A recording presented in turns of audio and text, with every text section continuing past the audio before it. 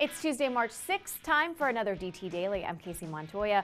On the agenda, leader of hacker group LulzSec turns traitor. Verizon launches 4G LTE for the home. Samsung reverses trend toward bigger phones with the Galaxy Pocket and more. Hacker group LulzSec Security isn't laughing anymore. According to Fox News, the FBI has arrested 3 alleged members of the infamous hacker gang and charged 2 others with conspiracy. This is all based on information gathered by the alleged LulzSec leader, Hector Xavier Monsegur, better known as Sabu. Monsegur, a 28-year-old from New York City, was charged last August with 12 counts of hacking-related crimes.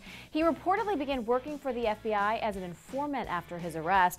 Those charged with LulzSec conspiracy include 2 men from England, 2 from Ireland, and 1 American from Chicago. Millions of Americans live in remote areas with no high-speed internet available, but help may be on the way. Today, Verizon announced it will attempt to bring its 4G LTE wireless service to homes that can't get cable or DSL connections. It's called Home Fusion, and the new service will give homes 10 gigabytes of bandwidth each month at speeds comparable to cable or DSL. There is a catch, however. To connect to this new service, families will have to pay a $200 install fee for a home antenna and pay $60 a month for only 10 gigabytes of bandwidth, which is about half of the 23 gigabytes the average U.S. home consumes. That's according to a recent study. Now, Dallas, Nashville, and Birmingham will be the first cities to get this service later this month. Other cities will follow. Lately, bigger has been better in the smartphone industry, with phones like the Galaxy Note sporting screens almost too massive to hold. The trend may be ending, though, as a string of new budget devices are exploring smaller form factors. Today, Samsung unveiled its latest attempt to cater to the low-end market. The Galaxy Pocket is a bite-sized Android device with a tiny 2.8-inch screen. The new device is relatively weak from a hardware perspective, but it should have a budget-friendly price tag.